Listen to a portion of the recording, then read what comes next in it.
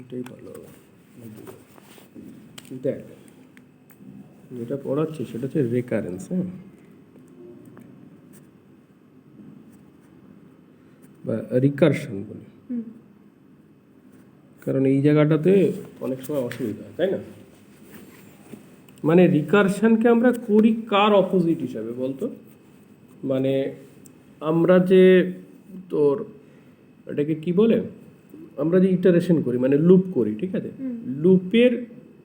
Loop যেরকম করি সেরকম, মানে লুপ দিয়ে যে প্রোগ্রাম করি সেই প্রোগ্রাম আমি রিকারশন দিয়েও করতে পারি। বুঝতে পেরেছিস? মানে ধর আমি এক্সাম্পল দিই, ধর একটা ফ্যাক্টোরিয়ালের যদি প্রোগ্রাম করি, একটা ফ্যাক্টোরিয়ালের প্রোগ্রাম যদি করি, প্রথমে আমি এমনি নর্মাল কোড লিখছি, তারপর এটাকেই রিকারশনে করে দিচ্ছি, হ্যাঁ, মানে নর্মাল একটা ফাংশন নিয়ে করছি। ধর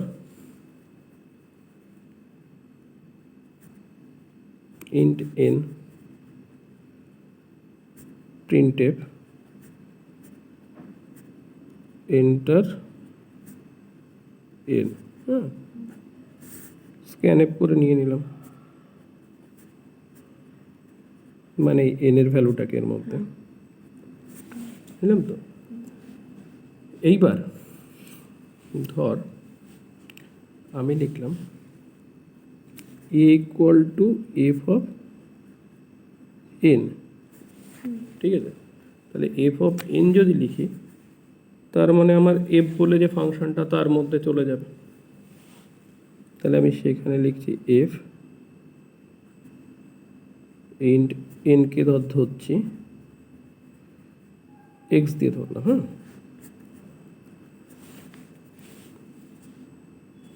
তাহলে রিকারশন মানে তো কন্টিনিউয়াসলি গুণ করে যাব, তাই না? তাহলে আমি এখানে লিখলাম ধর p,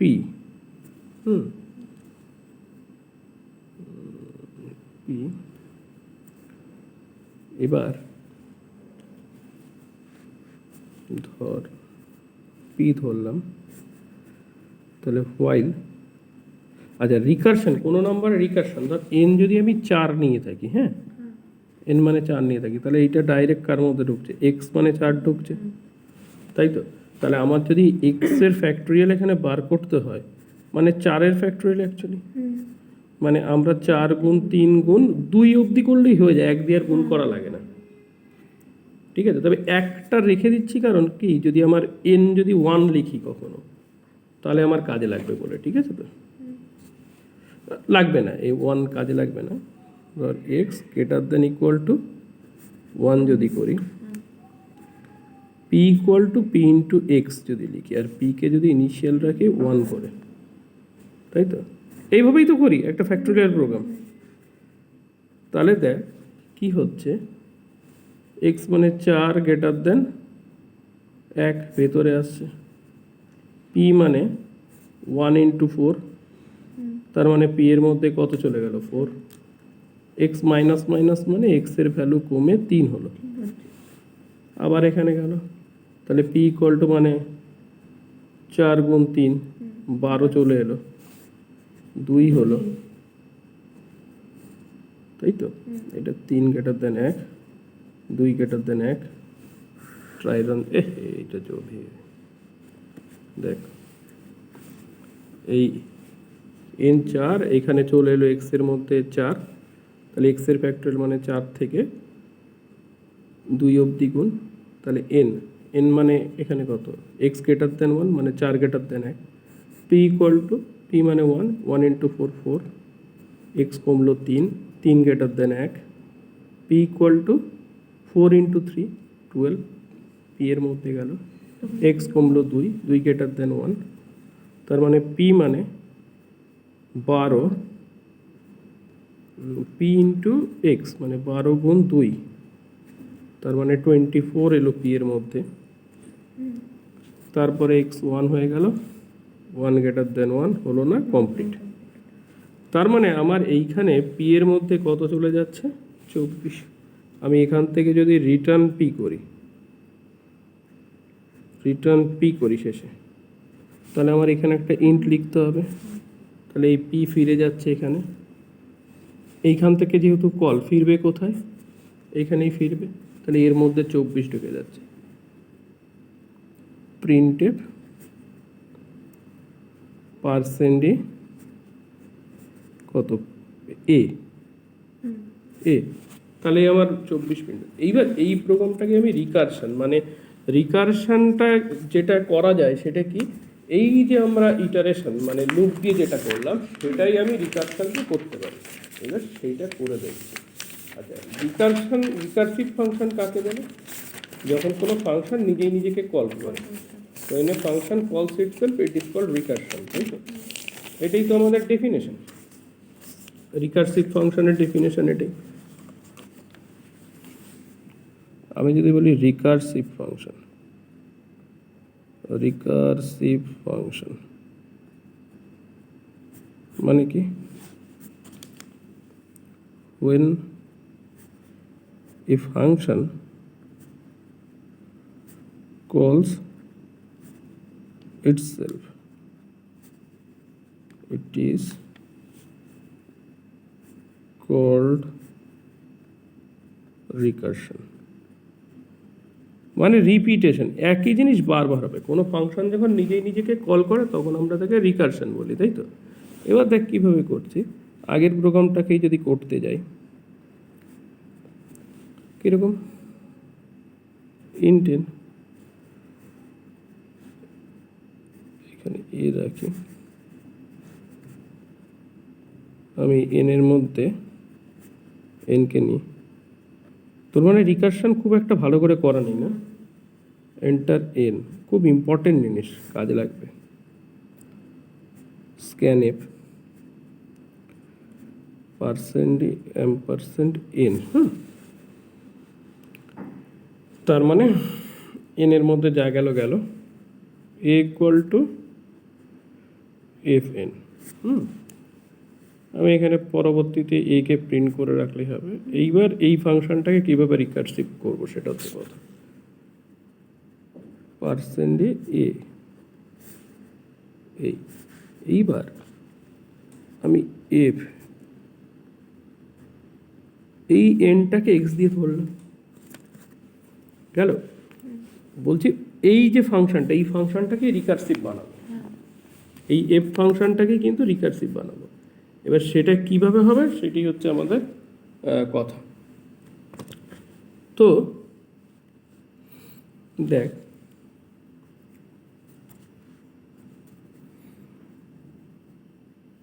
আমরা ওখানে যেটা করেছিলাম যে এক্স, দেখ একটা ব্রেকিং কন্ডিশন দিতে হয়, তাই তো? আমরা যদি এন এর ভ্যালু 4 ধরি, 4 ধরি, তাহলে এক্সের মধ্যে অ্যাকচুয়ালি 4 যাচ্ছে, তাই তো?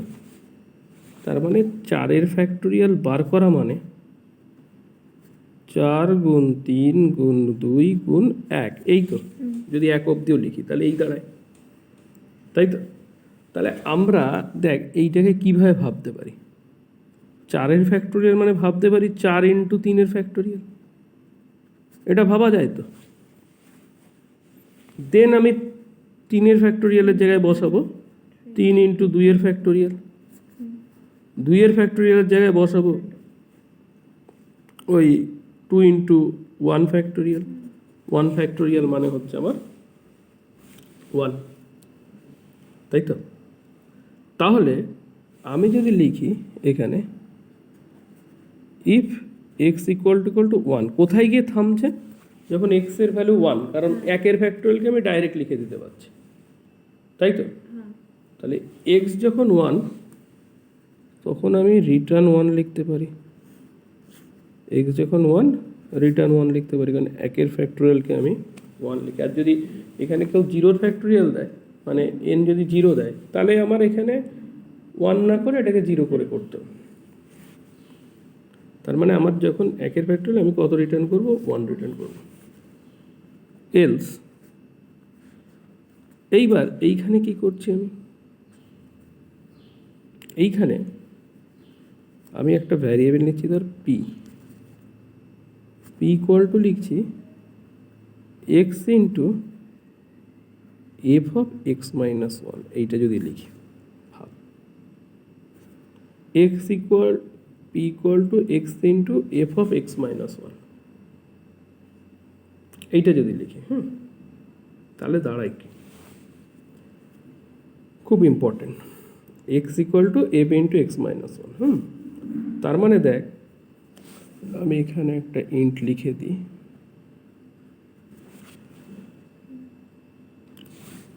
আমি রিটার্ন কোথায় দিচ্ছি পরে আসছি, ঠিক আছে? এই আমার ফাংশনটাকে ধর শেষ করলাম। তার মানে এক্সের ভ্যালু 1 হলে, এক্সের ভ্যালু যেই 1 হবে রিটার্ন 1 হবে, আর নাহলে x into x minus one. তাহলে এই যে কোনো একটা এফ ফাংশন সে যখন নিজেই নিজেকে কল করে তখন রিকারশন হচ্ছে।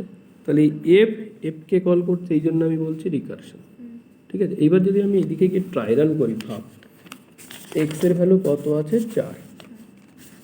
আচ্ছা, প্রথম ভাব ফাংশনের ব্যাপারটাও ক্লিয়ার হবে। আমি কোথার থেকে কল করেছি? মেইন থেকে। মেইন থেকে কে কল হয়েছে আমার? এফ অফ 4 কল হয়েছে, কারণ এক্সের ভ্যালু কত, 4। তাহলে মেইন থেকে আমার কল হয়েছে এফ অফ 4। তাহলে এক্স 1 নয়, তাহলে এলসে যাবে। এলসে গিয়ে দেখ এর মধ্যে কি পাচ্ছে, এর মধ্যে পাচ্ছে এফের মধ্যে পি ইকুয়াল টু 4, এক্স মানে 4 ইন্টু এফ এক্স মাইনাস 1 মানে এফ অফ 3, এই কলটা হয়েছে। এবার দেখ আমি যদি এখানে রিটার্ন এফ লিখি, ধর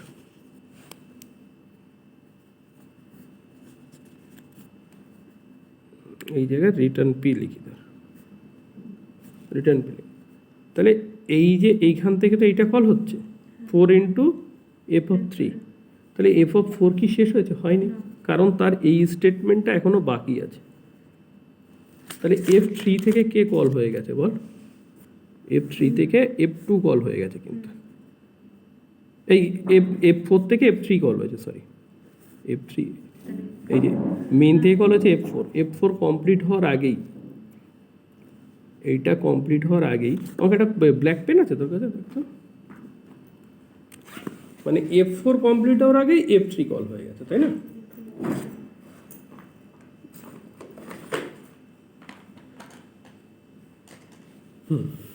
দেখ এইটা বাকি রয়েছে স্টেটমেন্ট, ওইটা কি অন্য কালি দিয়ে লিখছি, এই যে ব্ল্যাক পেন দিয়ে যেটা লিখছি সেই স্টেটমেন্টটা কিন্তু বাকি আছে।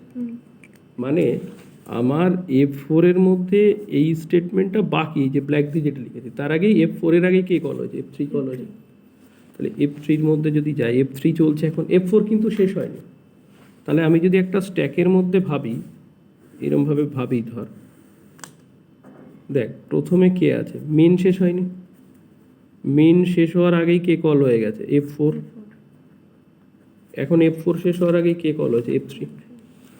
F3 এর মধ্যে কি আছে? P equal to 3 into F2, তাই তো? এরও কিন্তু কোনটা বাকি? রিটার্ন পি বাকি, এরও রিটার্ন পি বাকি। মানে F3 এর আগে কে কল হয়েছে, তার মানে এরও রিটার্ন পি বাকি। তাহলে F3 শেষ হওয়ার আগেই F2 কল হয়েছে, F2 কল হয়েছে। এবার F2 এর মধ্যে গিয়ে দেখ P equal to 2 into F1, তার মানে এখানেও F3 এর মধ্যে গেল, F3 শেষ হয়নি, F2 চলছে।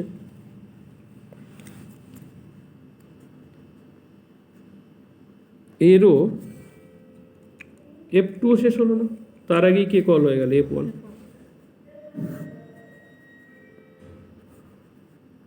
কে কল হয়ে গেল? F1। আচ্ছা, F1 এ গেল মানে x কত আছে এখন? 1 আছে, x1 আছে। তাহলে এ কত রিটার্ন করবে? রিটার্ন 1, x তো 1 এখন, এই যে এই জায়গায় x যদি 1 হয় রিটার্ন 1 করবে, আর নাহলে রিটার্ন করবে। তাহলে 1 রিটার্ন করছে, একদম ক্লিয়ারলি বলছে, তাই তো? তার মানে রিটার্ন 1 কার জায়গায় করছে? F1 এর বদলে। F1 এর বদলে কত রিটার্ন হচ্ছে? 1। মানে এখানে 1 হলো, তাই তো? F1 এর বদলে রিটার্ন হচ্ছে কত? 1। তাহলে P equal to T into 1, P equal to 2 into 1, 2 into 1 মানে কত? 2। P ইকুয়াল টু কত? 2 ইন্টু 1 মানে কত হচ্ছে? 2, তাই তো? Return P। এইবার F2 শেষ হলো, এখানে আমার F2 লেখা উচিত, তাই না? মানে এই যে F1 থেকে কোথায় রিটার্ন করবে? তাহলে F2 তে রিটার্ন করবে। কেন F2 তে রিটার্ন করবে? কারণ F1 কল হয়েছিল কোথা থেকে? F2 থেকে। কেন F1 F2 তে রিটার্ন করবে? কারণ F2 কল হয়েছিল কোথা থেকে? F1 থেকে। এই F1 কল হয়েছিল F2 থেকে। এখানে 1 যদি বসে তার মানে কত? 2। P এর ভ্যালু কত হলো? 2, রিটার্ন P। তার মানে কত রিটার্ন করবে? 2 রিটার্ন করবে। কোন জায়গায়? F2 এর বদলে 2 রিটার্ন করবে, এইটার বদলে 2 রিটার্ন করবে। এই যে স্টেটমেন্টটা এক্সিকিউট হচ্ছে, তাই না? তার মানে এখন কত হচ্ছে? 3 গুণ 2 6। F2 বেরিয়ে গেছে, F3 এর কাজ কমপ্লিট। F3 কোথার থেকে কল হয়েছিল? F4 এ। তার মানে এই জায়গাটায় কত রিটার্ন হবে? 6। ভেরি গুড, এখানে 6 রিটার্ন হবে, এইখানে 6 রিটার্ন হবে। মানে এরপরে আমি এখান থেকে দিয়ে দিই, এই যেখানে রিটার্ন করে গেল, এই যে রিটার্ন P 6। P মানে এখানে P মানে কত ছিল? এখানে P মানে ছিল 2। আচ্ছা, এখানে এই কালি দিয়ে লিখলে অসুবিধা হবে। 24 P মানে সেটা এবার কোথায়? তার মানে 24 এইখান থেকে কোথায় রিটার্ন করবে? মেনে ছিল কত? A equal to F4। তার মানে F4 এর বদলে কত যাচ্ছে? 24। তাহলে এবার প্রিন্ট হলো না? বুঝতে পারলি? আচ্ছা, এইবার আমি আর একটা দেখাই, জিসিডি দেখাই, GCD with recursion. GCD with recursion দেখেন।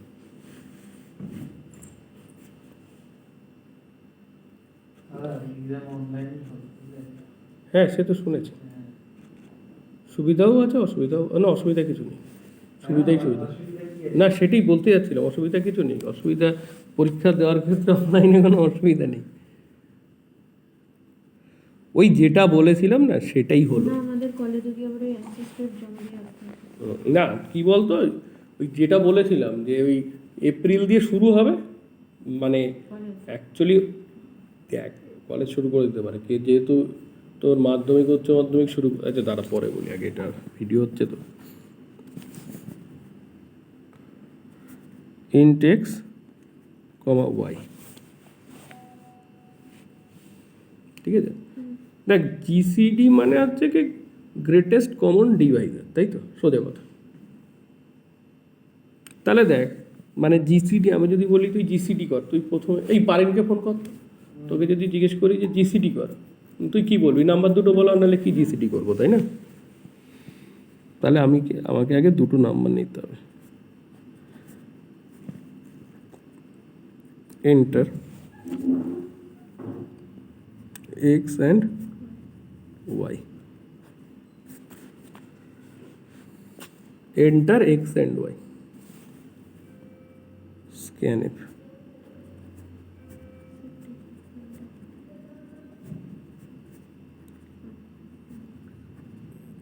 তার মানে x আর y কে নিয়ে নিলাম আমি, ঠিক আছে? এইবার দেখ, printf %d, এইখানে জিসিডি x, y এইটাকে কল করছি এই জায়গায়। তার মানে ধর একটা জিনিস এরকম ভাব, তোকে ধর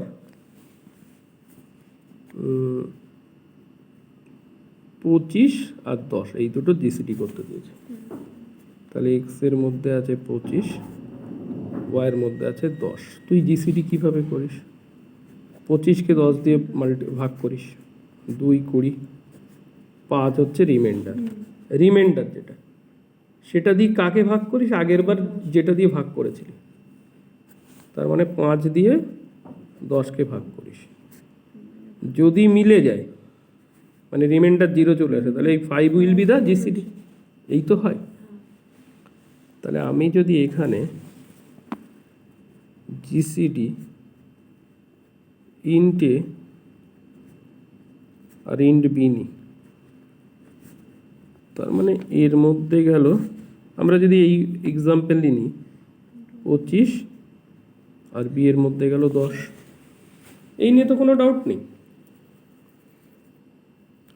আচ্ছা, এবার কি করতে হবে দেখ, যখন ভাগটা মিলবে তখন আমি কি করছি দেখ, ভাব 25কে 10 দিয়ে ভাগ করছি, খুব ভালো করে বোঝ, 25কে 10 দিয়ে ভাগ করছি, তার মানে সেটা রিমাইন্ডার বার করছে, 25কে 10 দিয়ে ভাগ করে রিমাইন্ডার বার করছে। আমার ভাগফল কিন্তু দরকার নেই, আমার দরকার রিমাইন্ডার।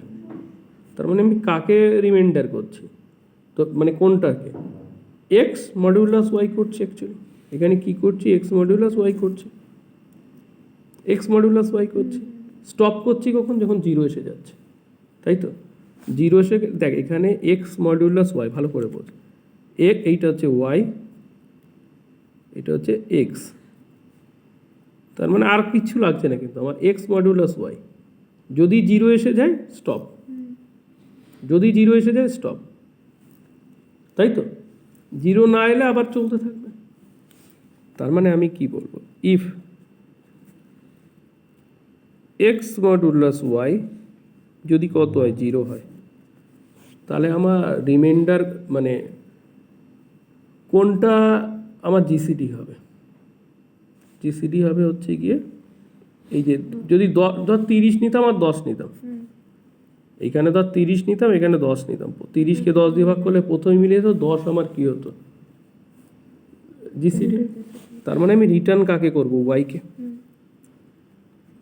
কাকে রিটার্ন করব, ওয়াইকে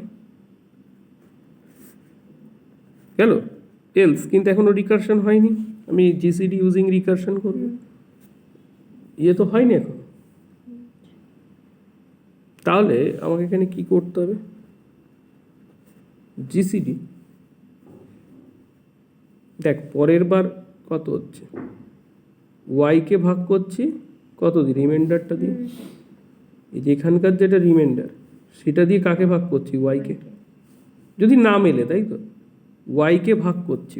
তার মানে আমি প্রথমে ওয়াই নিলাম, আর এই 5 কিভাবে পাচ্ছি, এই জায়গার মডুলাস থেকে, মানে এক্স মডুলাস ওয়াই থেকে। তাহলে এইবার যদি আমি ট্রাই রান করি, দেখ এখান থেকে মেইন থেকে কে কল হয়েছে, একদম যেভাবে করি সেইভাবে যদি আসি, দেখ ও এক্স মডুল, ওহো এখানে তো এবি ছিল না, তাহলে ছাড়, এক কাজ করি, এটাও এক্স আর ওয়াই এক সেম দিয়ে ধরে নিই, ঠিক আছে, অসুবিধার কিছু নেই। একবার যখন লিখে ফেলেছি, এবি দরকার নেই, ছাড়, লিখে যখন এর সেম নাম দিয়ে করা যায়, জানিস তো। আচ্ছা, মেইন থেকে কল হচ্ছে জিসিডি, এই কোথায় রে বাড়ি, জিসিডি এক্স কমা ওয়াই, এক্স মানে কত 25 আর ওয়াই মানে 10, জিসিডি 25, 10, তাই তো। তাহলে এইখানে এলো ইফ এক্স মডুলাস ওয়াই মানে 25, 10 ইকুয়াল টু 0, না এখানে তো 5 হবে, হলো না, ইফে ঢুকলো না, এলসে চলে গেল। কত কল হচ্ছে, জিসিডি ওয়াই মানে কত 10, এক্স মডুলাস ওয়াই মানে 5, তাই তো। এবার একটা জিনিস দেখ, এই জিসিডি কিন্তু একদম লাস্ট স্টেটমেন্ট হিসেবে ইউজ হয়েছে, মানে এই যে জিসিডির মধ্যে দাঁড়িয়ে জিসিডিকে কল, দ্যাট ইজ রিকারশন। এবার রিকারশন স্টেটমেন্টটা কোন স্টেটমেন্টে আছে, একদম শেষ, এরপর এইটা এক্সিকিউট হলে কিন্তু কিছু নেই, একদম লাস্ট স্টেটমেন্ট, ওখানে কিন্তু রিটার্ন পি ছিল একটা। তার মানে যখন কোনো রিকারশন লাস্ট স্টেটমেন্ট হিসেবে ইউজ হয়, তখন সেটাকে কি বলে, টেইল রিকারশন। কি বলে, টেইল রিকারশন। এইটা সেই টেইল রিকারশনের এক্সাম্পল, তাই না। এবার বুঝেছি, যদি কখনো পরীক্ষায় জিজ্ঞেস করে টেইল রিকারশনের খুব ইম্পর্ট্যান্ট এক্সাম্পল হচ্ছে কি তোর এই জিসিডিটা, তাহলে এটা কল হলো। এবার এক্স মডুলাস ওয়াই 10 মডুলাস 5, 0, ঠিকই আছে 0, কারেক্ট, তাহলে তো রিটার্ন ওয়াই। তাই তো দেখ এ কোথায় রিটার্ন করবে এখানে, এ আলটিমেটলি এর লাস্ট স্টেটমেন্ট মেনে ঘুরে গিয়ে রিটার্ন করছে, তার মানে কত রিটার্ন করছে, রিটার্ন ওয়াই মানে রিটার্ন ওয়াই মানে কত রিটার্ন করছে অ্যাকচুয়ালি 5 রিটার্ন করছে, তার মানে এই জায়গায় কত বসবে 5 বসবে, তাহলে 5 রিটার্ন হবে, বুঝতে পেরেছিস, তার মানে 5 GCD।